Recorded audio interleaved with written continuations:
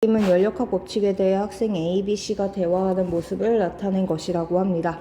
학생 A는 지금 A와 B가 열평형을 이루고 물체 A와 C가 열평형을 이루면 물체 B와 C도 열평형을 이룬다라고 말하는 영법칙에 대해서 얘기를 하고 있어요.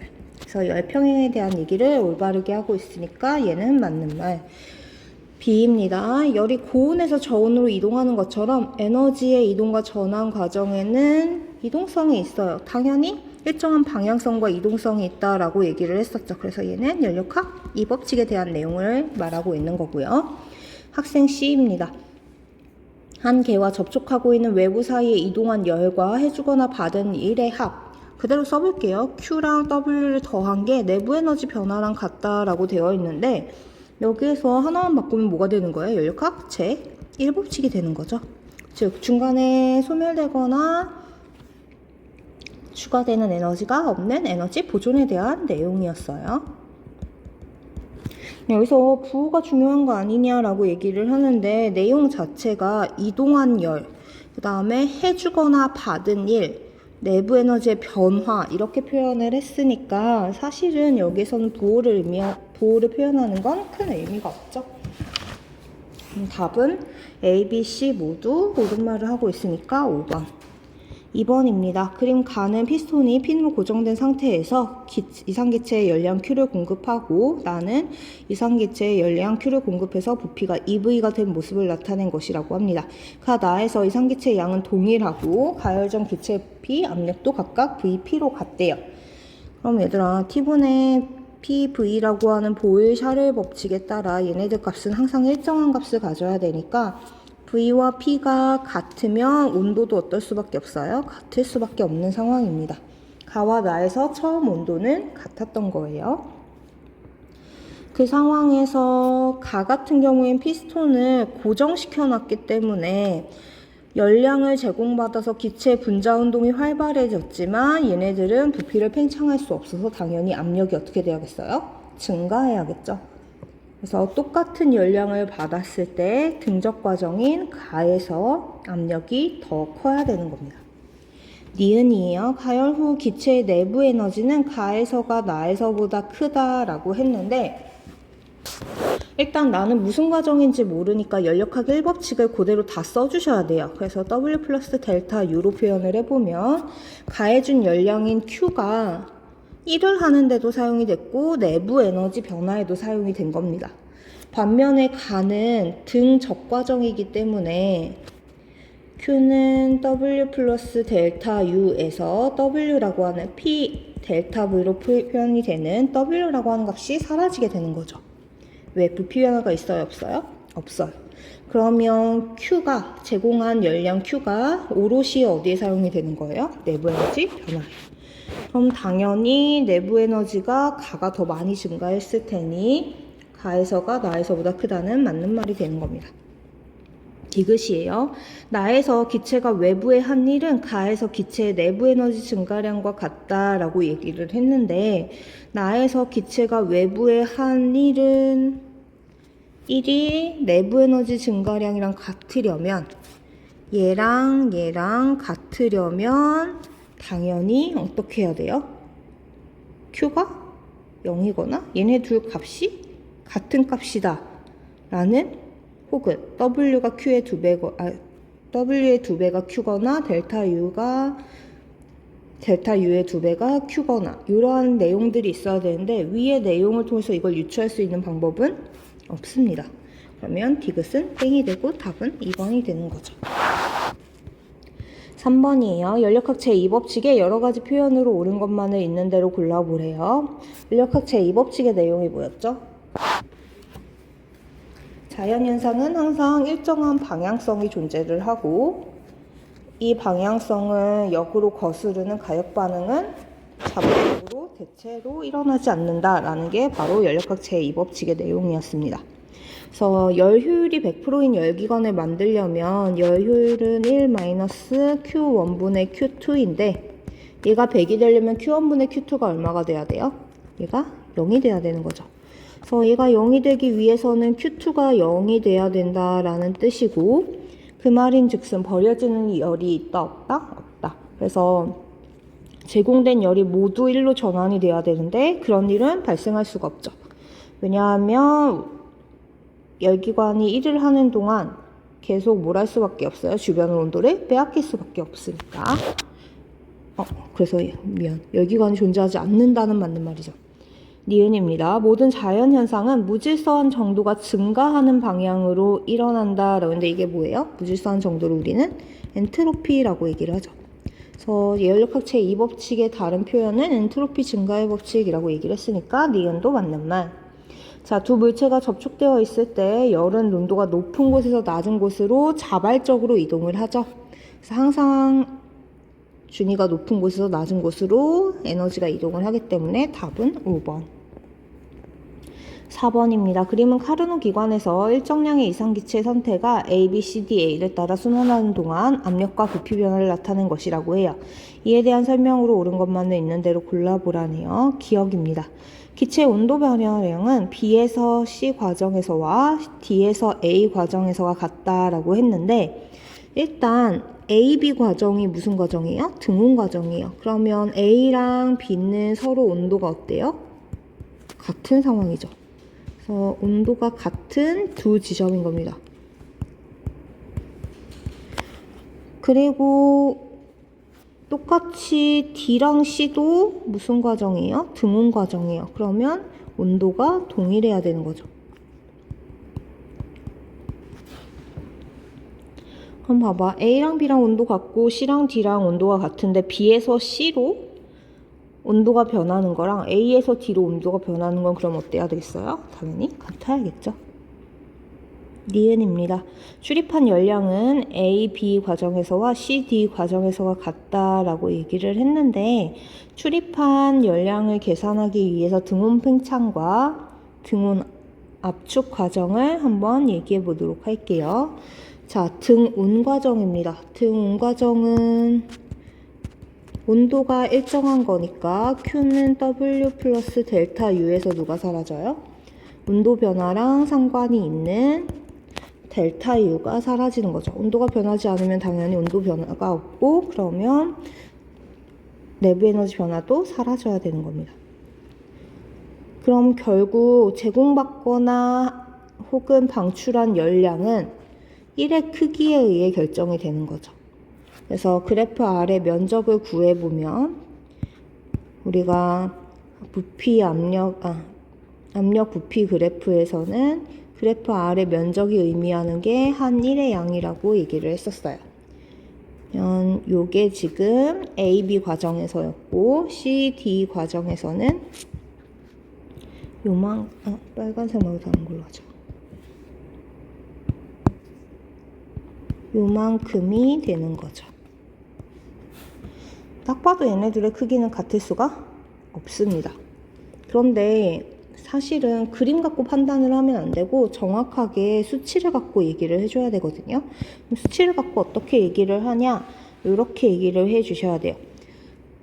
이 카르노 기관에서는 등온 과정 2번이랑 단열 과정 2번이 있어요. 열 기관은 기본적으로 Q1만큼 열을 공급받아서 W만큼 일을 하고 Q2만큼을 외부로 방출하는 구조입니다.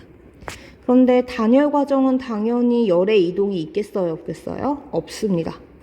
그러면 A, B 과정과 C, D 과정만으로 열을 공급받고 방출을 해야 되는 거예요. 그러면 등온 팽창 W가 플러스인 A, B 과정은 당연히 Q가 플러스라서 외부로부터 열 에너지를 공급받았을 거고 그 다음에 등온 압축인 C, D 과정은 부피가 감소했으니까 W가 마이너스가 되고 그러면 외부로 열을 방출했겠죠. 근데 얘가 1을 했잖아요. 1의 크기는 어떻게 구할 수 있어요? 1은 닫혀있는 면적의 크기죠. 그럼 Q에서 Q'을 뺀 값이 얼마가 돼야 돼? 노란색인 W 값이 돼야 되는 거예요. 그럼 당연히 Q가 Q'보다는 커야겠죠. 그래서 니은도 맞는 말. 디귿입니다. BC 과정에서 기체의 내부 에너지는 증가한다 라고 했는데 단열 팽창 과정에서는 누가 사라져요? Q는 W 플러스 델타 U인데 단열이라 Q가 사라지니까 W는 마이너스 델타 U가 되는 겁니다. 네, 단열 팽창이라서 V가 증가하고 있으니까 당연히 1은 플러스 부호를 띌 수밖에 없고 그럼 델타 U가 마이너스 부호를 띄어야 되는 거죠. 즉 내부 에너지는 감소해줘야 되는 겁니다. 미안. 여기서 같지 않다라고 해놓고 맞다고 해놨네요. 네. 여기에서 요걸 뺀 값이 얼마가 돼야 돼? W가 돼야 되죠? 네. 5번입니다. 그림은 열기관에서 일정량의 이상기체의 상태가 과정 A, B, C, D, A를 따라 순환하는 동안 압력과 부피 변화를 나타낸 것이라고 해요. 열기관은 10줄의 에너지를 공급받았대요. 이에 대한 설명으로 옳은 것을 있는 대로 골라보라 라고 되어 있네요. 한 번의 순환 과정에서 기체가 외부로부터 받은 1을 구하라 라고 했는데 압력, 부피 그래프니까 어떻게 하면 돼요? 그래프 아래 면적을 구하면 되겠죠? 그래서 닫혀있는 면적을 구하면 2 곱하기 2니까 9줄이 아니라 4줄이어야 되겠죠. 줄을 쓰는 이유는 단위로? 에너지 단위죠.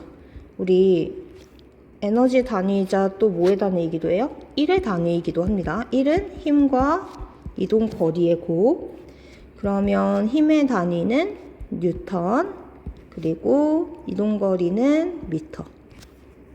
그래서 에너지이자 1의 단위는 뉴턴 미터가 되는 건데 우리가 기체에서는 하나하나의 힘이 아니라 단위 면적당 받는 힘인 압력을 위주로 생각을 해준다 그랬죠. 그래서 W가 식이 어떻게 돼요? P 델타 V로 바뀌게 됩니다. 그러면 압력의 단위인 뉴턴 미터 제곱에다가 부피의 단위인 미터 3승을 곱하면 뉴턴 미터랑 같은 값을 가지게 되는 거죠. 그래서 4줄. 니은입니다. 한 번 순환 과정에서 열기관의 열 효율을 물어봤어요. 그래서 열기관의 열 효율을 구하려면 뭐 해주면 돼요? 1-Q1분의 Q2를 해도 되고 혹은 투자 대비 산출을 해주셔도 되죠. 투자 대비 산출은 뭐예요? 제공받은 열량 대비 1을 얼마나 했는지예요. 근데 지금 버려진 열이 아니라 한 1의 양을 그래프를 통해서 구했으니까 두 번째 식을 쓰는 게 바람직하겠죠. 그래서 얘를 써보면 Q1은 공급받은 에너지, 열기관은 10줄의 열에너지를 공급받았대요. 그러면 10분의 한 1은 4니까 0.4가 되는 겁니다. 이거는 맞는 말. 그 다음에 디귿이에요. DA 과정에서 기체는 열을 외부로 방출한다 라고 했는데 DA 과정 한번 봐보도록 합시다. 자, DA 과정은 등적 과정이고요. 위로 올라가면서 온도가 어떻게 됐어요? 증가했어요. 그러면 외부로부터 열을 방출한 게 아니라 어떻게 돼야 돼? 흡수해야겠죠? 왜? 등적 과정은 Q는 W 플러스 델타 U에서 델타 U가 사라지는 거고 그럼 당연히 W가 사라지는 거고 델타 U의 부호에 따라서 Q의 부호가 결정지어지게 됩니다. 그러면 온도가 증가했는지 감소했는지를 보면 되는데 D 지점에서의 온도는 PV 그래프에서 1분의 1이니까 요 값이랑 요 값을 비교하면 P랑 V 값을 곱한 게 크면 클수록 온도가 높은 거죠. 누가 더 크죠? A가. 그래서 A의 온도가 더 높기 때문에 온도가 올라갔다라는 거는 델타 U가 플러스라는 뜻이고 즉 외부로부터 열을 흡수했다라는 뜻이 되는 거죠. 답은 2번. 6번입니다. 그림은 일정량의 이상기체를 각각 과정 A, B를 따라 변화시키는 동안 압력과 부피의 관계를 나타낸 것이라고 해요. A, B는 각각 단열과 등운 과정 중 하나라고 합니다. 그러면 일단 단열이랑 등운을 비교를 해봐야 되는데 등운인지 단열인지 어떻게 알아요? T분의 PV 이용하는 거죠. 만약에 등운이면 온도가 일정할 때 압력과 부피는 서로 무슨 관계? 반비례 관계. 그리고 등온선이라고 하는 거는 그 위에 있는 모든 점들이 뭐 한 거예요? 온도가 같은 지점들이에요. 그러다 보니까 점 두 개를 찍고 걔네들의 PV 값이 같은지 아닌지를 보면 되겠죠. 그래서 A의 경우에는 처음 시작하는 지점에서의 PV 값은 3PV가 되는 거고, 압력 부피 곱한 값은. 그 다음에 끝에서도 3PV가 되니까 얘가 바로 등온이 되는 겁니다. 그럼 나머지 하나는 당연히 누구겠어요? 단열이 돼야겠죠. 자, 기억입니다. A는 단열 과정이 아니라 등온 과정이니까 땡이고요. 니은이에요. 기체의 처음 온도는 과정 A에서가 B에서보다 낮다라고 했는데 이거 어떻게 보시면 돼요?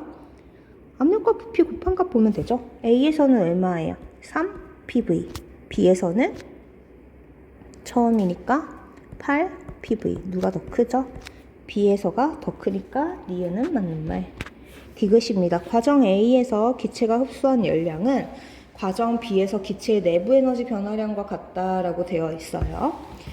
A에서 흡수한 열량 한번 생각해 봅시다. 등온 과정이에요. 등온이면 Q는 W 플러스 델타 U에서 온도랑 상관이 있는 델타 U가 사라집니다. 그러면 기체가 흡수한 열량은 그래프 아래에 면적이 되는 거죠. 빨간색 말고 노란색으로 합시다. 그래서 요만큼의 크기가 A에서 기체가 흡수한 열량이 되는 거예요. 그 다음에 B에서 기체의 내부 에너지 변화량을 구하라 라고 했는데 B는 단열 과정이죠. 단열은 식을 또 어떻게 써야 되죠? Q가 없으니까 W는 마이너스 델타 U. 그러면 역시나 이번에도 내부 에너지 변화는 1의 크기로 구할 수가 있어요. 1을 이번엔 주황색으로 표현해보면 B 아래의 면적이 단열 과정에서의 1이 되는 거죠. 두 개 비교하면 누가 더 커요? 당연히 등온이 더 크죠. 그래서 A가 더 커서 디귿은 땡이 되는 겁니다. 답은 2번. 그림은 마이클슨 몰리의 실험장치라고 해요. 레이저를 통해 방출된 빛은 A와 B 경로를 이동하여 빛 검출기에 도달하게 된다라고 합니다. 반투명 거울로부터 거울까지의 거리는 모두 같대요. 이에 대한 설명으로 옳은 것만을 보기에서 있는 대로 골라보라네요. 자, 각각 A와 B 경로로 이동한 빛은 빛 검출기에 항상 동시에 도착을 하게 되죠. 거리가 동일한데, 이동한 거리가 동일한데, 원래 이 실험은 뭐였어요? 에테르가 존재하지 않는다라는 거를 입증하고 에테르의 흐름에 의해서 빛의 속력의 차이가 나타나는 걸 확인하는 실험이었는데 아무리 실험을 해도 항상 빛이 동시에 도착을 합니다. 니은이에요. 실험을 통해 빛의 매질인 에테르가 존재한다라는 사실을 알게 됐고요. 실험을 통해서 다시 할게요. 실험을 통해 빛의 매질이 에테르가 존재함을 입증하지 못했죠? 네. 에테르가 있으면 어떻게 돼야 돼? 속력의 차이가 나타나야 되는데 속력의 차이가 절대 나타나지 않아서 결국은 에테르가 없다라는 걸 입증한 실험이 되는 거죠. 디귿입니다. 에테르의 흐름이 빛의 속력을 영향을 당연히 미치지 않죠. 영향을 미쳤으면 동시에 도착할 수가 없습니다. 답은 1번. 그림과 같이 우주 공간에서 봄이가 탄 상자가 X축 방향의 일정한 속력 0.9c로 운동을 한대요. 다온이가 측정했을 때 상자는 한 변의 길이가 D인 정육면체라고 합니다. 중요한 포인트는 뭐냐면 다온이가 측정했을 때 상자가 정육면체였다는 거거든요. 근데 다온이가 봤을 때 지금 봄이가 탄 상자는 X축 방향으로 굉장히 빠른 속도로 움직이고 있어요. 그러면 X축 방향으로 뭐가 일어나야 돼요? 길이 수축이 일어나야 돼요. 길이 수축이 일어난 길이가 얼마다? D. 그러면 봄이가 측정한 상자의 가로 길이는, 한 변의 길이는 이것보다는 어땠어야 돼? 더 컸어야 되는 거죠. 그래서 D보다 커야 된다라는 게 바로 이 내용입니다. 기억이요. 범위가 측정할 때 상자 X축 방향 길이는 D보다 커야 된다. 맞는 말이고요. 범위가 측정할 때 다운이의 시간은 범위의 시간보다 느리게 간다라고 되어 있는데 맞는 말이죠. 범위 입장에서는 내가 가만히 있고 누가 움직이는 거예요? 다운이가 뒤로 가는 거예요. 그러다 보니 자신의 시간보다 다운이의 시간이 더 천천히 간다라고 생각을 하죠. 측정을 하죠. 디귿입니다. 다운이가 측정할 때 범위의 시간은 다운이의 시간보다 느리게 간다라고 되어 있어요. 그래서 다운이가 측정했을 때 범위의 시간은 당연히 다운이의 시간보다 느리게 가야겠죠. 왜? 다운 입장에서 빨리 움직이는 건 누구예요? 범위. 그럼 범위가 있는 관성계의 시간이 다운이가 있는 관성계의 시간보다 더 천천히 흘러야 되니까 답은 5번. 9번입니다. 그림과 같이 다운이가 탄 우주선이 지면에 대해 일정한 속도 0.7c로 운동하고 있대요. 지면에는 광원으로부터 같은 거리만큼 떨어진 곳에 각각 검출기 A, B가 설치되어 있다라고 합니다. 지면에 정지해 있는 범위가 본 검출기에서 광원까지의 거리는 0.7c래요. 미안해요.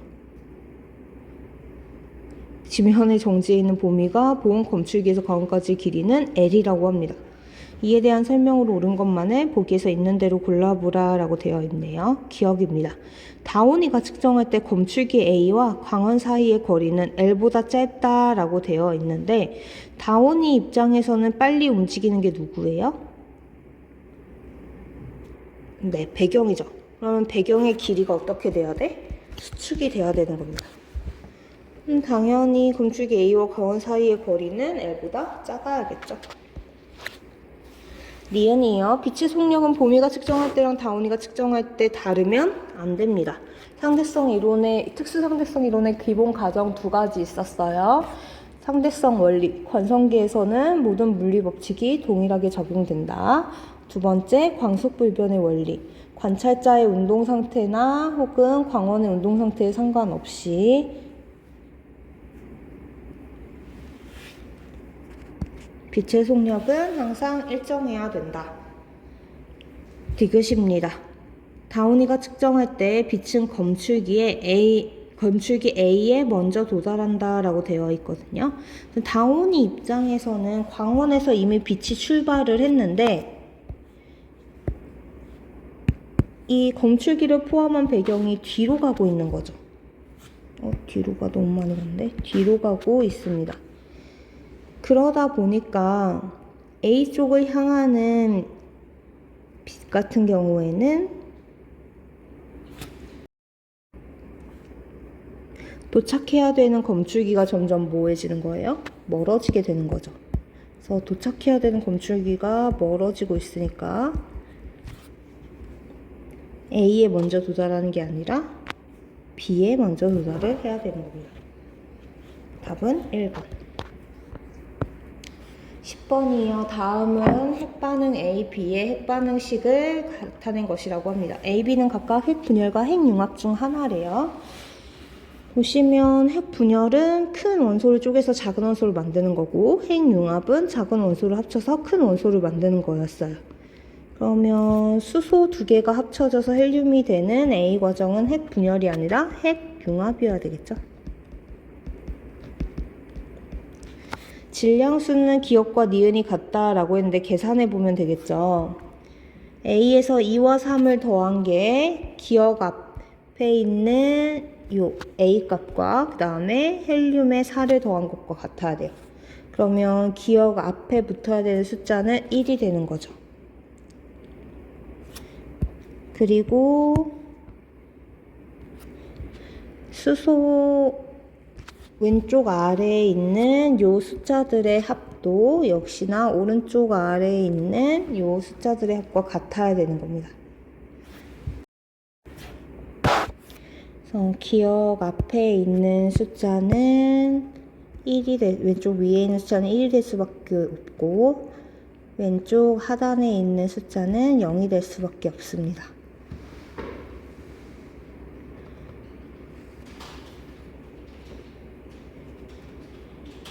뭐 질량수를 물어봤으니까 위에만 더해도 되겠네요.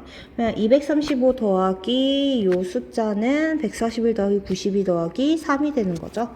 그래서 계산해보면 기업과 니은은 같아야 됩니다.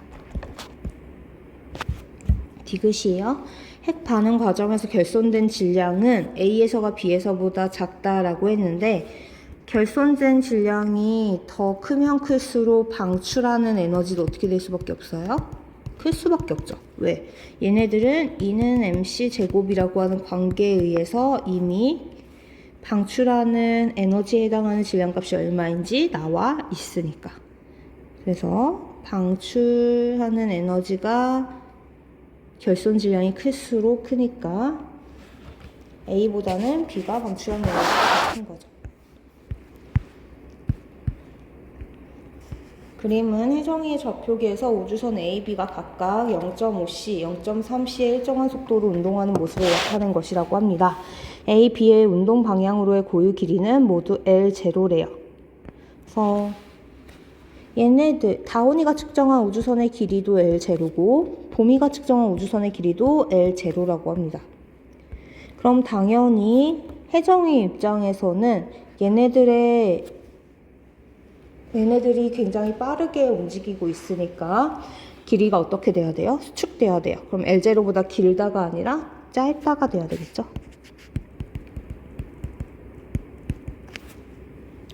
자, 그런데 길이 수축은 항상 운동 방향으로만 일어나고 속력이 빠르면 빠를수록 길이 수축이 더 크게 일어난다라는 얘기를 했었어요. 둘 중에 누가 더 속력이 빨라요? A가. 그럼 A의 길이가 더 짧아야겠죠. 이유는 맞는 말. 디귿입니다. 다온이가 측정할 때 봄이의 시간이 혜정이의 시간보다 느리게 간다라고 했는데 봄이 입장에서는 우리가 사실 이 정도 광속에 준하는 속도가 되면 로렌츠 변환을 이용한 상대 속도식을 다시 사용을 해줘야 돼요. 새로운 식을 도입을 해서 사용을 해줘야 되는데 어차피 얘네들이 상대 속도를 계산을 했을 때 C를 넘어가는 애가 없으니까 그냥 상대 속도의 개념을 적용해도 됩니다. 그래서 그냥 상대 속도로 한번 계산을 해보도록 할게요. 다온이가 봤을 때 봄이는 왼쪽으로 0.8c로 움직이는 것처럼 보여요. 그래서 왼쪽으로 0.8c로 움직이는 것처럼 보입니다. 그 다음에 혜정이는 0.5c, 자신의 속력과 동일한 속력으로 왼쪽으로 이동하는 것처럼 보여요. 그러면 누가 더 빠르죠? 봄이가 더 빠르죠. 그래서 다온이가 측정할 때는 봄이의 시간이 혜정이의 시간보다 더 느리게 가야겠죠? 왜? 빨리 움직이면 빨리 움직일수록 시간이 천천히 흐르니까. 서다평입니다. 그림은 일정량의 이상기체의 상태가 A, B, C를 따라 변할 때 압력과 부피를 나타낸 거래요.